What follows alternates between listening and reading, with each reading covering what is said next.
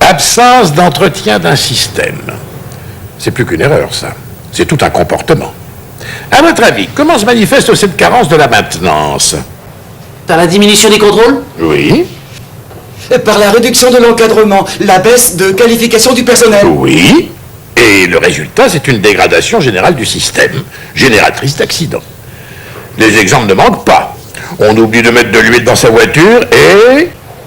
On coule une bière. On laisse des fils électriques dénudés et... On provoque un court-circuit. Eh bien, nous allons voir comment cet abandon prolongé de la maintenance a fini par créer dans une usine chimique de Bhopal, en Inde, les conditions nécessaires pour que se produise un accident majeur.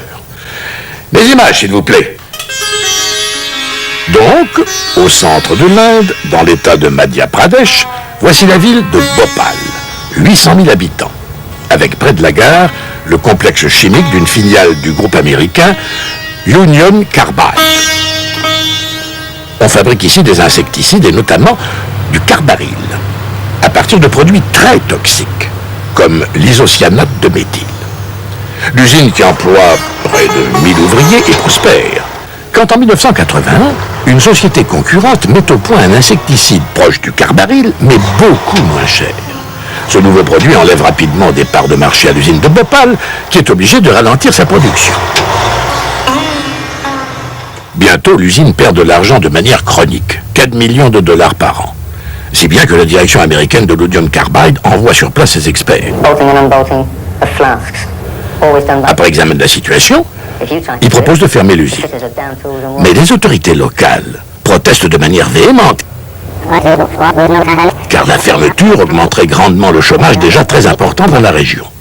Finalement, on décide de continuer à faire tourner l'usine, mais en mettant en œuvre un programme d'économie draconien dans tous les domaines. On réduit l'encadrement, on baisse la qualification du personnel, on limite la maintenance. Est-ce le résultat d'une telle politique? Toujours est-il que quelques mois plus tard, une fuite de gaz fait plusieurs morts dans l'usine. Peu après, les services de sécurité d'une autre filiale de l'Union Carbide, située, elle, en Virginie, préviennent leurs collègues de Bhopal que le système actuel de stockage de l'isocyanate comporte un vice caché et qu'il peut être très dangereux. Ces deux coups de semonce auraient dû attirer l'attention de la direction de l'usine. Mais ce ne fut pas le cas, et rien ne fut entrepris pour renforcer la sécurité. Au contraire, la dégradation des installations ne fait que s'accélérer. Par exemple, selon les consignes, la température de l'isocyanate dans ces réservoirs de stockage devrait être de 0 degré, afin qu'il reste à l'état liquide. Or, le système de refroidissement est hors service. La température de l'isocyanate est de 15 degrés. Le stockage devrait se faire sous pression d'azote, à 2 bar 4. Or, la pression est de 0 bar 14. Sur les 3 réservoirs, l'un devrait être vide, afin de permettre un transvasement en cas de problème. Or, ils sont plus ou moins pleins tous les 3. On sait que ce genre de situation dégradée est propice aux accidents. Il suffit d'une occasion. Elle se présente dans la nuit du dimanche 2 décembre 1984. Ce soir-là, vers 21h, des ouvriers peu qualifiés et mal encadrés sont occupés à nettoyer les canalisations d'arrivée de l'isocyanate. Mais ils ont mal posé les bouchons de protection. De l'eau remonte dans les canalisations et se mélange à l'isocyanate. Conséquence immédiate, démarrage d'une réaction exothermique et production d'un gaz extrêmement toxique. Et Dinesh, la pression du réservoir A est montée de 0,14 à 0,69 bar. Pourquoi ça monte comme ça? C'est pas normal. Il est 11h passées. Bon, je vais téléphoner au chef. Toi, va vite voir ce qui se passe au réservoir.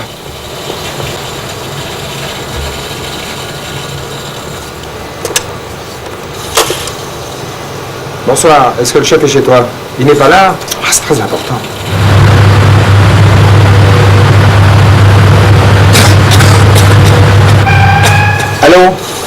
Vous n'avez pas vu le chef? Ah, il est à côté. Passez-le-moi, mais tout de suite, c'est grave. La pression continue à monter dans le réservoir de stockage A.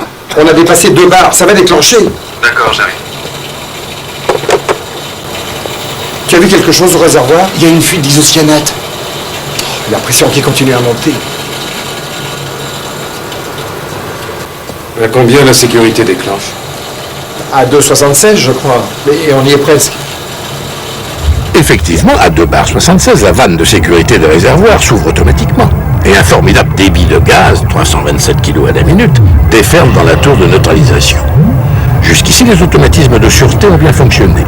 Il faudrait maintenant pouvoir neutraliser ce gaz meurtrier en y injectant de la soude. Ça y est, ça a déclenché. Le gaz passe dans la tour. Vas-y, commande l'injection de la soude. Appuie. Appuie, je te dis. J'appuie, mais ça ne donne rien du tout. La pression monte toujours. On est à 6 bars. Je vais regarder le mode opératoire. Il y a une deuxième sauvegarde. La pression est à 10 bars.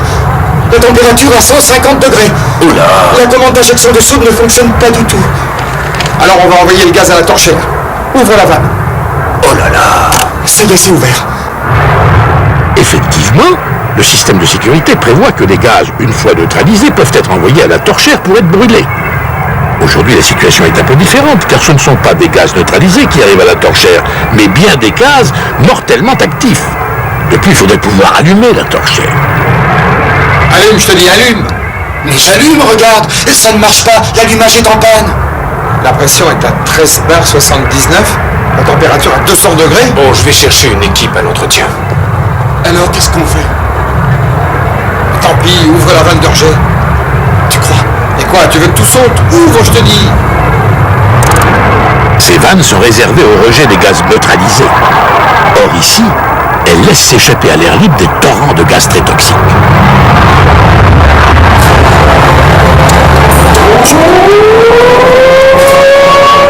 En quelques minutes, le gaz mortel s'étend sur la gare et sur les quartiers pauvres de Bhopal. Pour avoir laissé se dégrader leurs installations techniques, les dirigeants de cette usine ont pris le risque de provoquer un accident qui a fait plus de 200 000 intoxiqués et 2300 morts.